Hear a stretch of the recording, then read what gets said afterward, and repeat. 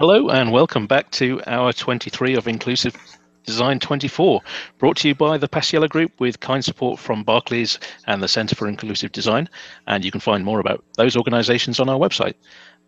As usual, if you like this session, please hit the like button and subscribe to the ID24 channel for future events, streams and videos. We'd like to do a lot more on this channel, and the best way to find out about it is to subscribe. Don't forget to send your questions for our presenters by tweeting it with the hashtag ID24, and we'll pass those questions on to the presenters at the end of their presentation. And for each session, the best question or comment will receive a free 90-day JAWS license. Just to note that the YouTube chat is open, but we are not monitoring it for questions to our presenters. It's just there so you can chat with other participants and share information. And with that said, I'm going to hand over to Ted and Poonam, who are going to talk about Mystery Meat 2.0. Over to you. Hi, everybody. This is Ted, and I'm joined by Poonam, my colleague down in San Diego. Poonam? Hey, everybody. This is Poonam here, and I work with Ted at Intuit for accessibility. So this talk is something that we put together for CSUN because we noticed that there was a little bit of confusion. There's a little bit of stuff hidden in mobile devices that people are not aware of. And we thought it would be a great idea to raise awareness of them, not just for developers, but also for users, so that you knew about some of these, I guess you call them hidden interactions, or what we call Mystery Meat 2.0. I want to give you a few links before. Ian, I'm not seeing the video. I just want to confirm that you guys are seeing the slides. Hi, Ted. Yeah, it's looking good on YouTube. Sounds good. Okay, thanks. So one thing to note is that the slides have been published, and they've been published in HTML. So all of the information that we talk about is available at the URL on the slide, goo.gl/R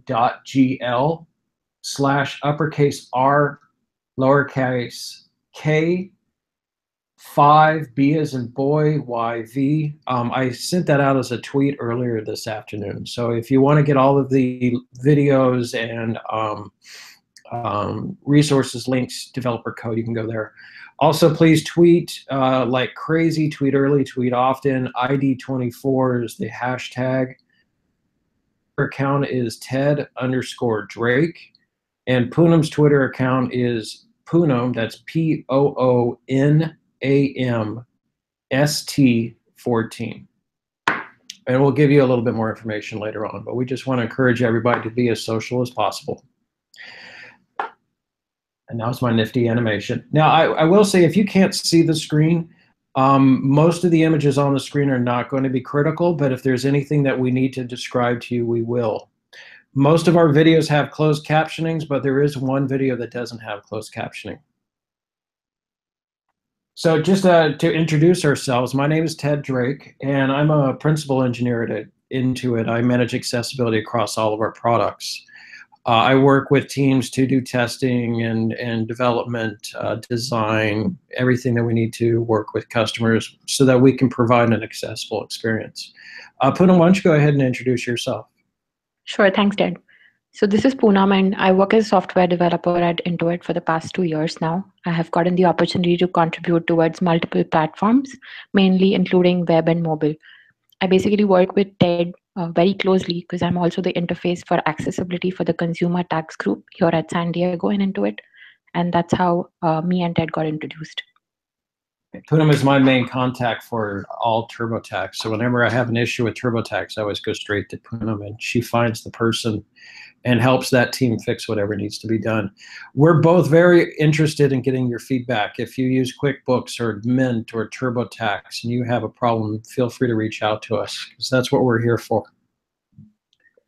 So let me introduce Mystery Meat. It's kind of a concept that many of you may not have heard about. On the screen right now, I'm showing an actual website that's still live today. It's for bluebell.com. They make ice cream.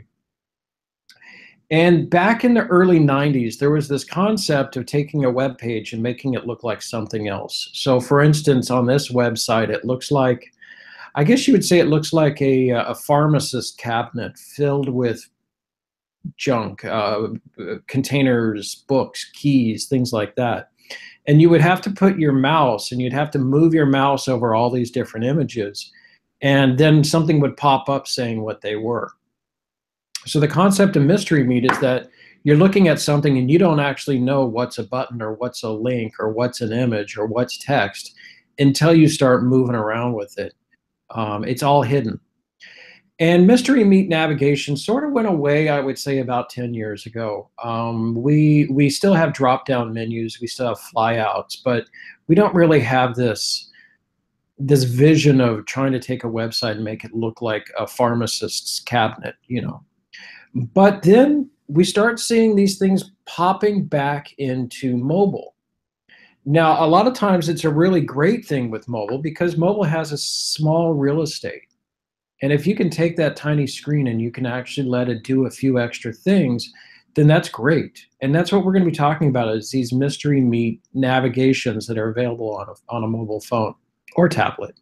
How these, you may not have any indication that this is available. Absolutely none. So you just sort of have to experiment, and then you find out, oh, wow, this works. So we're going to talk about it from a user experience. Most of these are native code, which means that as a developer, there's very little that you have to do in order to make them accessible. They just work. So there'll be a little bit of development descriptions. And at the end of our conversation, Poonam's going to talk about what we did at TurboTax for a custom swipe-based navigation, and use that as an example as to how you can actually make something that's custom, mystery meatish, accessible for all of our users. So let me start with Android. Android was one of the first. Android has what they call touch and hold. And this is the best way to thinking of touch and hold is to think about a context menu. So if you're on a web page and you right click, or if you use, I think it's control click, you basically get a menu that's relevant to whatever you're focusing on. So Android did that. It's called touch and hold. The default is to touch and hold. Now, if you're using TalkBack, you would double tap and then you would hold to create a long press. And this creates the context-specific menu. I'm going to be switching back and forth between these slides and showing you some videos. So let me show you an example of how this works on our Mint product. So hold on just a moment.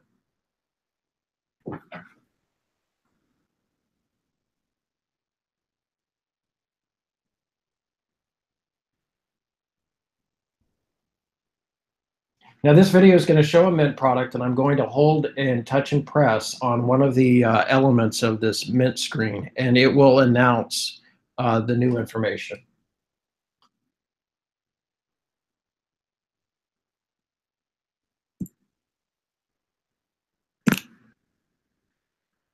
So what you just heard was the non-TalkBack. Jump line, internet, $35. Double tap to activate. Double tap and hold to long press. Options. Change category. Change merchant. Change category. Blue for business. Business pointer arrow, utilities, business services. Blue for business. Showing item 1 of 804.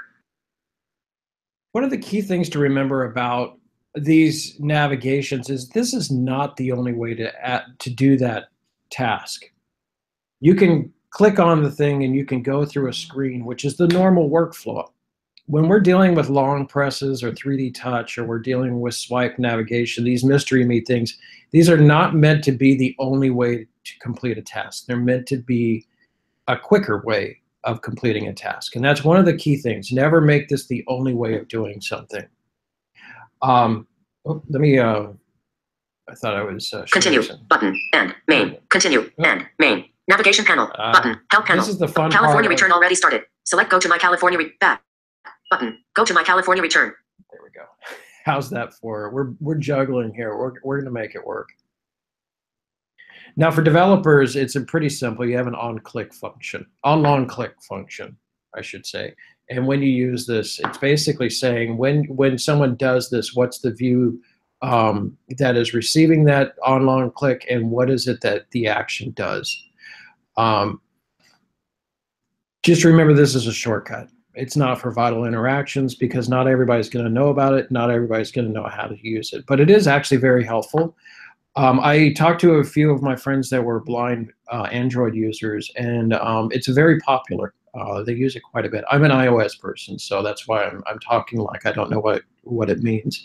But if you talk to someone like Victor Sarin or JJ Mehta, you know, they use the long press quite a bit whenever it's available. So Android came first, but they're not the only ones that do it. iOS also has what they call 3D Touch. This appeared in iPhone 6s, and what it means is that when you simply touch the screen, it just acts like a click. But if you press and hold, then it can pop up a little preview, and if you really press and hold harder, then it will pop into another screen, which provides you a deep jump into functionality. Once again, these should only be shortcuts, not the only way of doing something. 3D Touch is very popular and very easy. Those three elements are called the peek, and the peek is a quick glance at relevant information and actions. You have the pop, which opens up the full content, and then quick actions are a way where you let's say that you put your finger on the icon on the home screen, and it pops up a quick menu saying these are the things you can do. So once again, let me show you a video. Now this one does not have closed captions. I didn't realize it wasn't on YouTube until the very last minute. So I'm going to be playing it through Keynote, and I hope it works for you. But this is going to show you the quick actions as seen on the home screen. Online payroll. Actions available. Online payroll. Intuit online payroll. Run a sample payroll. Button. Run a sample payroll. John Fassily. Press and hold here to preview John's details. Preview. 2698 Marine Way, Mountain View. John Fassily. Preview. Swipe up or down to dismiss preview. Preview actions. Call. Button. Email. Button. See recent checks. Button. Employees. Back button. John Fassily. Employee since 2017. Email. Button. Location. Button. Phone. Button. Information. Button. Selected. Recent checks. Button. Check pay date. January 27th, 2017. Let me go back and I got that mixed up just a little bit, just so you know what was going on. That was opening up the online payroll app, and when you land on an object that had an available action using 3D Touch, we actually use the accessibility hint to say that if you long press on this, it's going to go directly to the profile. Let me see if you can hear that one more time. And I think that that's a touch that a lot of people don't do, because the problem with 3D Touch is that there's no indication, no visual indication or no normal indication as to what happens when you do that long press. So we use the accessibility hint. So let's hear that one more time. Online payroll. Actions available. Online payroll. Intuit online payroll. Run a sample payroll. Button. Run a sample payroll. John Fassily. Press and hold here to preview John's details. Preview. 2000. That's where it said John Fassily, press and hold here to hear his details. That's the accessibility hint I wanted you to know. And then what happened was it opened up his details so that you could actually quickly go in there and edit them or view them without leaving the main screen of all of your employees. So that's 3D Touch. That's one app. Online payroll. The other one is you can get a quick glance from the home page. Now this one, I'm going to show a quick video that shows an app called It's Deductible, which allows you to, when you make donations to different organizations, it keeps track of your donations and makes it easier for when you file your taxes at the end of the year. So let me quickly switch over to that video.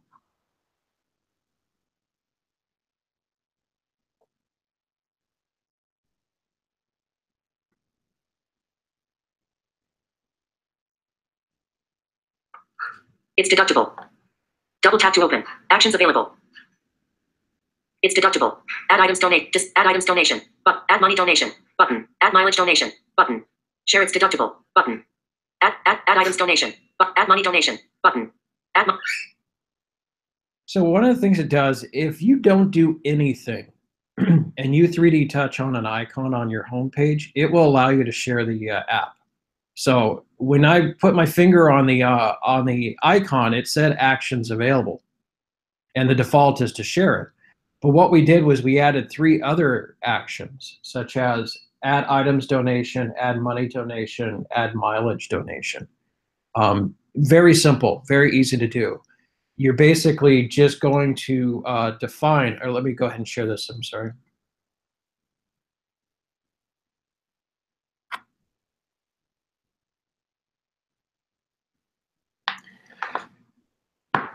You're just going to define what are the actions that are available on this object, what do they represent, and then iOS will take care of the rest.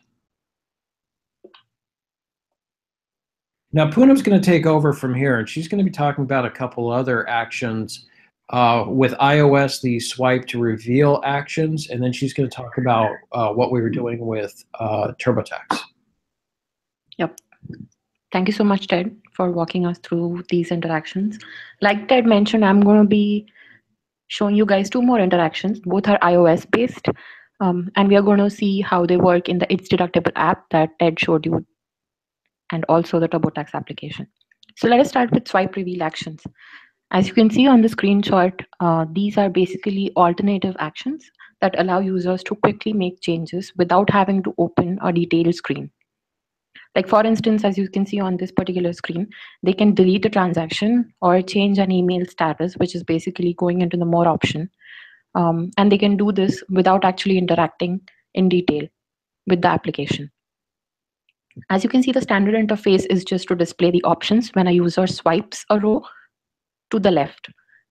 For voiceover users, these options are announced as alternate actions, and that way they know that what exactly are the actions that are going to be done if you interact with these things. In order to show you guys a more detailed summary of how these things work, we have another video. So if we look at the next slide. Okay, let me go ahead. You want to show the video now? Yes, please. So in this particular application, we are going to see how we interact with the swipe revealed actions in the It's Deductible application.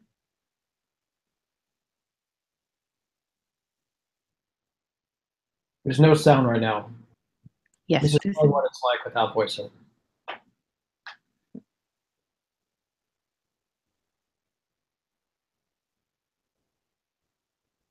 Money donation to Yosemite National Park, January 25th, 2017. Intuit match, $50. Button. Actions available. Delete. More. Activate. Default. Delete. More. Message. Button. Draggable. Hints disabled. Cancel. Button. Cancel.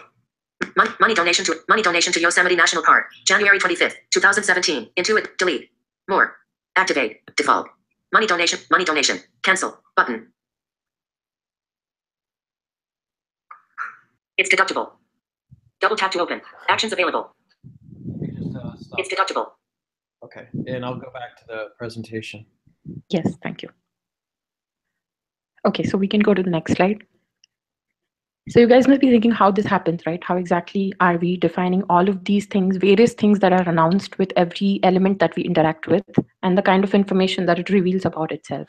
So these are some of the functions. This is one of the functions that comes in handy with the UI accessibility kit on iOS. It's called Edit Actions for Row at Index Path. So what this basically does is it defines the actions that we want to display in response to the swiping of the specified row. So in our case, these actions were more and delete, and it could vary depending on whichever applications you are interacting with. So by default, this comes as an accessible element, which is very useful. And as we all know that accessibility is something that helps define particular elements, and we need to specify some of the basic things that make them accessible. So for example, this particular function allows us to define a target action and a response. So what exactly action do you want that particular more button to do, or that particular delete button to do? What's the visible text? What's the text that's going to be visible, and how it's going to map to the action? And also color, which is extremely important when it comes to interaction of the customer with the application. So these are some of the basic variables that are allowed to set with the use of this function. So this is what is used in order to develop swipe reveal actions in its deductible. Having said that, we are now going to move on to the last interaction, which is swipe-based navigation. As you can see, yes, TurboTax uses a custom swipe-based navigation between the different views. So what you see right now is basically a view. As you can see, it lacks any button or suggestions for the user to move back and forth between the views. So the user testing that we did on our side showed that it was effective for users who could see, but it did require for us to do some extra work when it came to making this experience accessible. So what exactly did we do for that? The default experience on TurboTax, as you can see, uses a custom swipe gesture and it lacks navigation buttons. So what TurboTax does is when a user says that, hey, I'm going to turn on the accessibility setting on my phone, we basically listen to that particular suggestion of the user and we immediately switch our experience to kind of show buttons on the screen for the user to know that, hey, I have reached the bottom of the screen and I need to take some action in order to either move ahead in the flow or go back in the flow. So this is something which was a very important lesson for us, because this kind of helped us understand that how important and critical is the design aspect when it comes to designing accessible application. It's not just about the right kind of development and using the right elements, but it also is extremely important to know that we need to have an accessible, friendly design experience for the users that use accessibility. Having said that, we have another video which is going to show us this particular experience in the TurboTax application. So if we can have that video, please. Okay.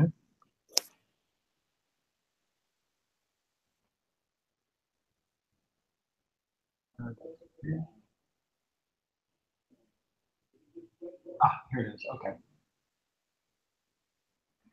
So just like the other videos, the start of the video is going to be silent because we are going to see how this experience works when voiceover is not turned on. For our listeners that can't see the screen now, Poonam will describe what it looks like. Yes. So we are trying to swipe between different views, trying to go ahead. As you can see, there are some that have validations. We need to select something, and then the user just swipes to the left in order to move forward in the flow. These are navigation buttons which always appear by default. But having turned on voiceover, you will see some additional buttons that will show up that will help users interact with these screens in a better way. Continue, button, and main, continue, and main. Navigation panel, button, help panel. California return already started. Select go to my California back, button. Go to my California return, button. Go to navigation panel, help panel. About your 2015 tax filing. Did you file a California tax return in 2015? 0, button. Yes, selected, no, back, button, continue, button. Navigation panel, button.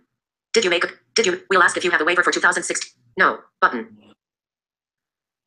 Navigation panel, button. Do you have a dependent you didn't claim on your federal return? No, button. No.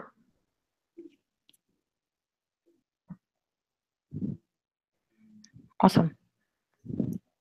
One of the things that was special about that also is that we didn't just use a swipe gesture. We're actually tracking the finger, so it moves gracefully and it kind of. Money donation to Yosemite National Park, January 25th, 2017. Intuit match, 50. It seems more natural when it's swiping left and right, back and forward, than just using a standard swipe gesture. Okay. Mm-hmm. Also, one of the things that I would like to mention here is there are a couple of settings. When we say accessibility users, there are a couple of things that the users can say that they want to do in order to help us understand that they are going to be using one of the features that's given to them by the accessibility setting in the phone. So first one is the one that we saw, voiceover. Another one which we do support is called switch control. This is what Ted talked about, in which like tracking the user's movement, and we basically will now see how we detect both of these settings. Even if one of them has been turned on, then we do respect that decision of the customer and make the accessible design experience available to them for interaction. Yep, so swipe navigation. We kind of went over this a little bit, but it is basically animated transition between different views.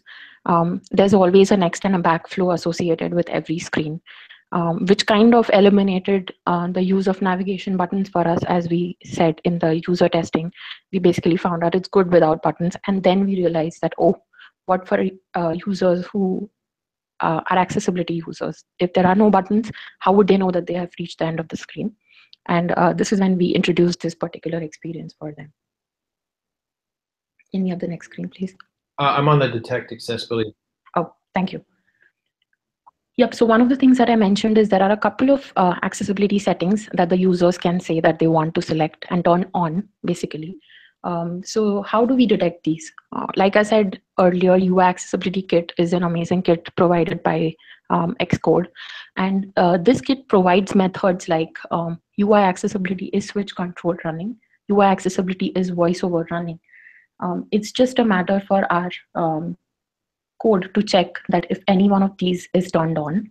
And if yes, then we have logic to say that, hey, if any one of this is turned on, then please show the navigation buttons for the users. It's as simple as that, and it makes the kind of functions that these libraries provide, it makes it very easy for us to give the users a very enriching experience based on their settings. So these are booleans which always return a true or false value, and this is the simple logic to decide whether we want to insert navigation buttons on the screen or no. Yep. Another challenge that in fact myself and Ted were personally a part of, and which we saw when we were making this experience possible for users, was sometimes users are in the flow, and at the start of the flow, before turning on the app, they do not have any accessibility settings turned on. Whereas when they are inside the application, they suddenly decide to turn it on. So everybody would probably expect things to just work magically and everything to start changing the way the user changes his settings. But unfortunately, there's more code that we need to write, and there are some other flags that we need to use in order to understand a state change notification. So this is the scenario where the user is in the application and decides to change his accessibility preference from either an on to an off, or an off to an on. And this is when we detect the status change using things like UI accessibility switch control status did change notification, or UI accessibility voiceover status change notification. So this is basically when we allow users to change their settings when they are within the application, and still we respect those settings and change the experiences for them on the fly by refreshing the screen and either inserting the navigation buttons or removing them based on whatever the setting is at that point. So this is something that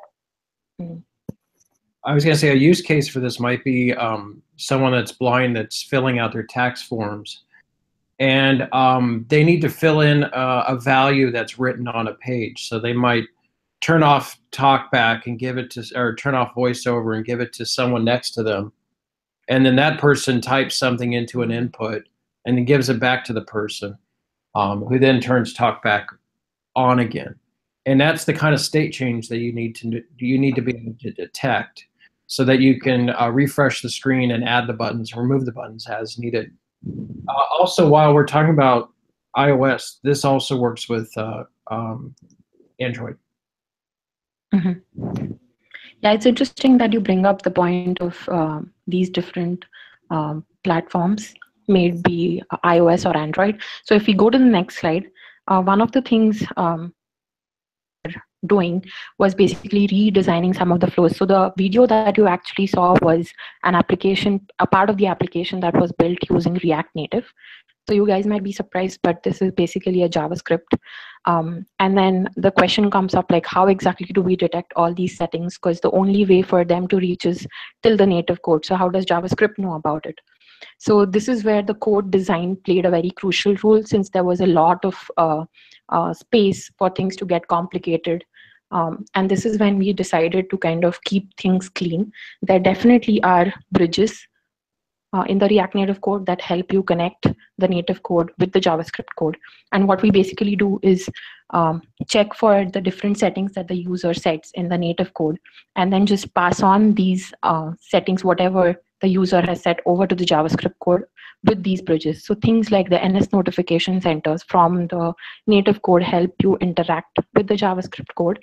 And the logic is as simple as checking it's an OR that checks if voiceover is on, or switch control status is on, or any other accessibility setting that you might be adhering to is on. Then you change the experience based on those things. So it's a one-stop shop for everything, and it makes the code very simple and still helps you give an amazing experience for your customers. So this is how we did it in TurboTax. One of the other things we found after doing this kind of work detecting assistive technology is that we have this helper function. We could also at times decide that we just want to make that a user setting.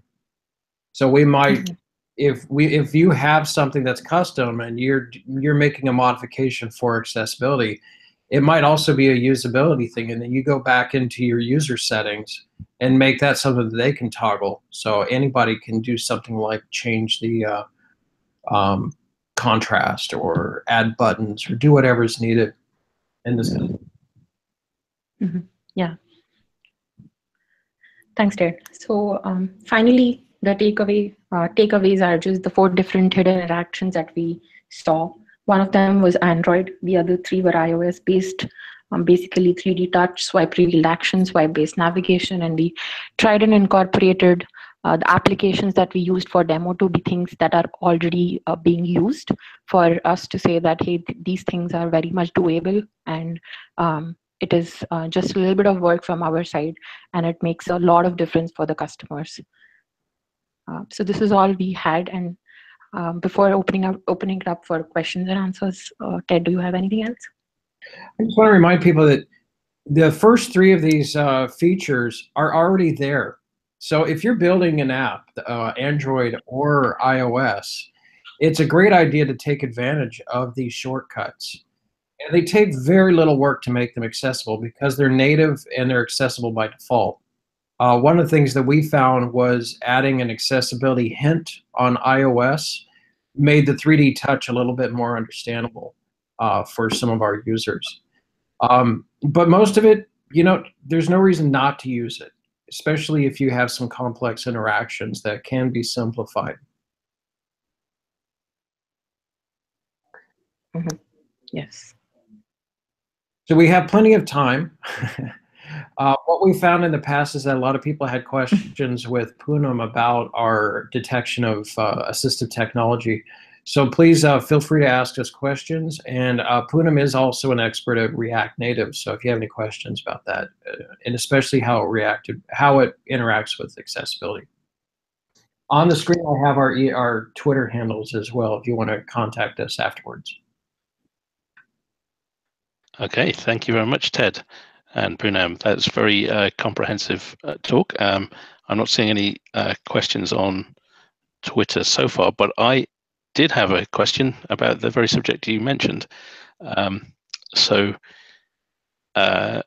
when you are forking the user experience based on detection of voiceover, or it could be talkback or any other assistive technology that you can detect, do you have any advice on designing that user experience and what limits you should put on forking the experience from the default? And I think that's especially important considering that we've just had Twitter inadvertently, I think, limit the length of tweets for people running voiceover for a while, and they've just put out a fix for that. But yeah, people using voiceover were limited to 140 characters for a while when everyone else was on 280. So if you have any advice on how you can design that experience in a responsible way, I'd be very interested to hear about it. One thing that helped us with the TurboTax swipe navigation is that the design team reached out to Poonam and I at a very early stage, and we saw this custom interaction and thought early on, we have to plan an alternate state for accessibility. Because to be honest, for a sighted user, the swipe navigation is quite nice. but we had enough time to think about solutions and how we could fix it. We're not providing an alternate experience. We're just providing an alternate navigation element. So that's one of the things, the way we were seeing it. We're not giving a completely different TurboTax experience. We're just making sure that you have buttons, so that you don't have to do like a double tap and hold and things like that. We don't want to make it difficult. Yeah, also one of the things that I would like to add to that is it's very easy to get distracted by things like animations when it comes to designing experiences for all the users, but we need to kind of respect and understand the fact that these might not be entirely exciting for people who are not able to see the application. So avoiding those kind of delays in letting an animation complete between two views or before a flow comes in definitely helps. And this is one of the things that I've learned from Ted himself. So these are the kind of things that get overlooked sometimes, but kind of having this checklist of things that can be avoided when we are designing accessible applications really helps. And it's always great to have user testing on any new design that you are developing for an application, or if you have a prototype that's built out. I think the best kind of feedback that you get is from your users. So it is very helpful to kind of get that feedback from them early on. One thing I'd also like to add, my first reaction is when you're doing something custom, you have to really pay attention to it. But we discovered a limitation with React with one of our screens, where it was basically like a set of cards. And when we were using these cards, they were layered on top of each other, and you were able to move your finger and go through all the cards at the same time. And the way that we had created this with React, it was very difficult to fix. So we used the same logic, and we changed the display from being a stack of cards to a long list of cards. And Poonam can explain that a little bit better, but having this helper function also helped us solve that experience. Mm-hmm. So what we were trying to do is kind of shove in multiple screens in one view, which made it really difficult for elements to be identified on a particular view. It was really messing up with the hierarchy of a view and a couple of elements on it for them to be accessible.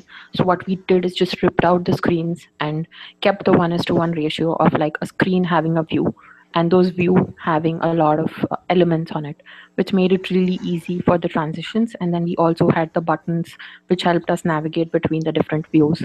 So the screen is to view mapping was very important for us to keep for an accessible experience. Okay, thank you. Great answer.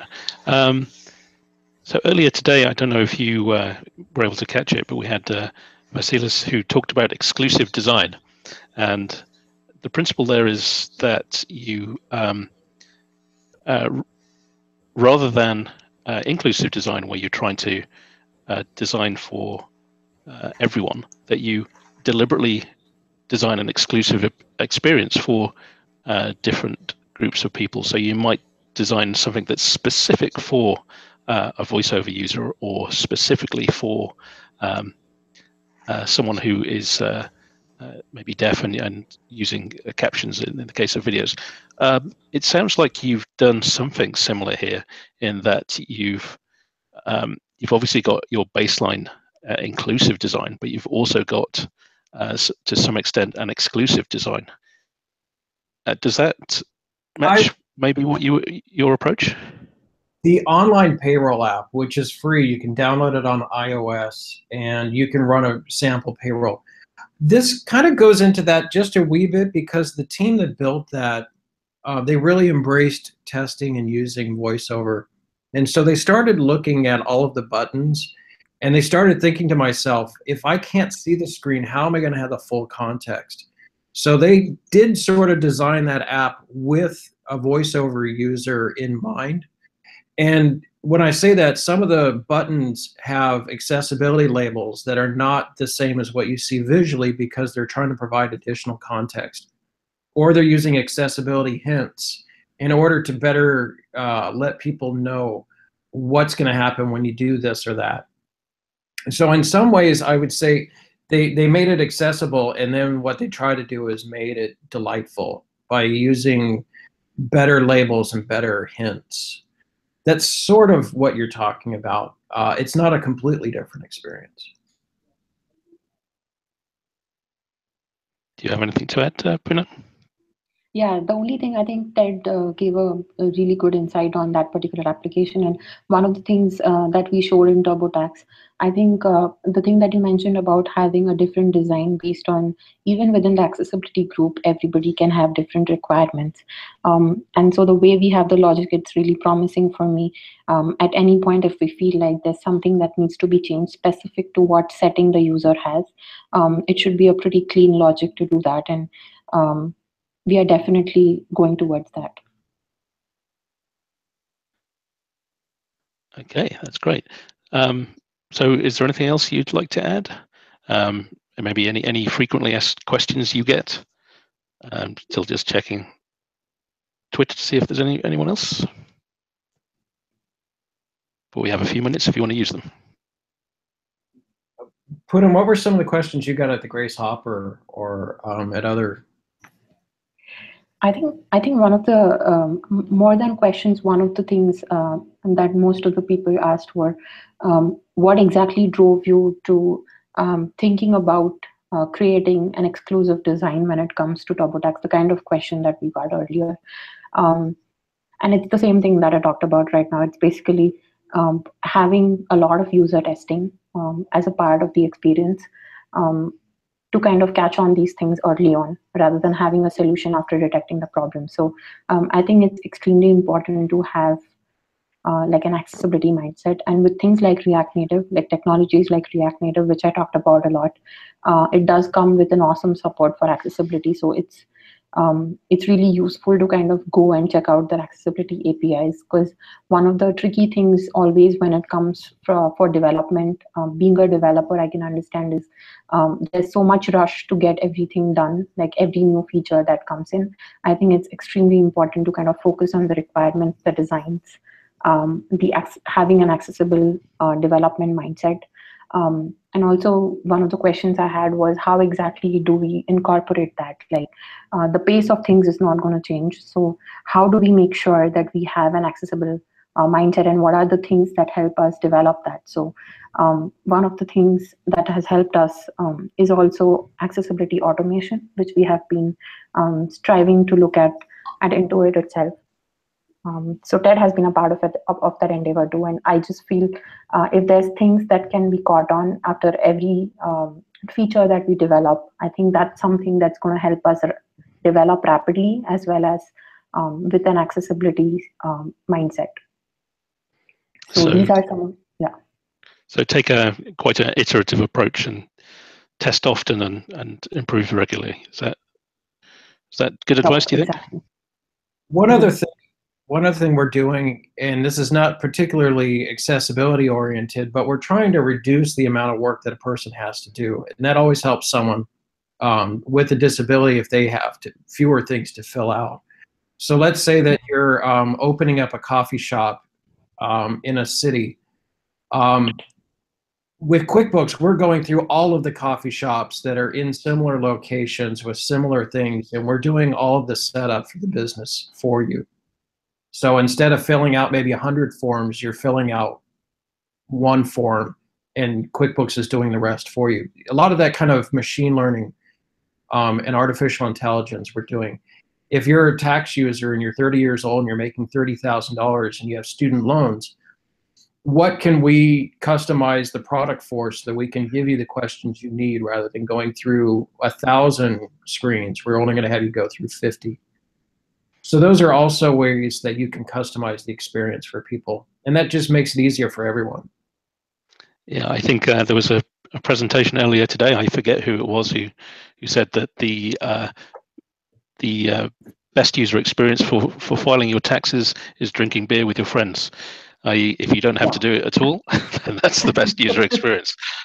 And that's actually our mission. That's our goal: is no tax, no work. Yeah, that sounds good. Okay, so I think we'll wrap up there. Thank you very much. That's great. Like I say, it's a very comprehensive talk, and I think that's probably why we didn't get any questions. I think you answered everything people could ask during the presentation. So I'm going to give away another 90-day JAWS license, and this is going to Henri, Twitter handle Henri Helvetica, for his promotion of our talk. So thank you very much, Henri. We really appreciate people doing that and spreading the word. So, and finally, a reminder that ID24 is brought to you by the Bassiello Group with kind support from Barclays and the Centre for Inclusive Design. And you can find out more about those organizations on our website. If you like this session, please hit the like button and subscribe to the ID24 channel for future events, streams, and videos. We'd like to do a lot more on this channel, and the best way to find out about them is to subscribe. Okay, once again, thank you very much, Ted and Poonam. It's great to have you talk to us today. A good subject and comprehensively delivered. Thank you to the organizers. This is a lot of work that's been going on. Yeah, thank you so much for the opportunity. Oh, it's been great. Thank you very much.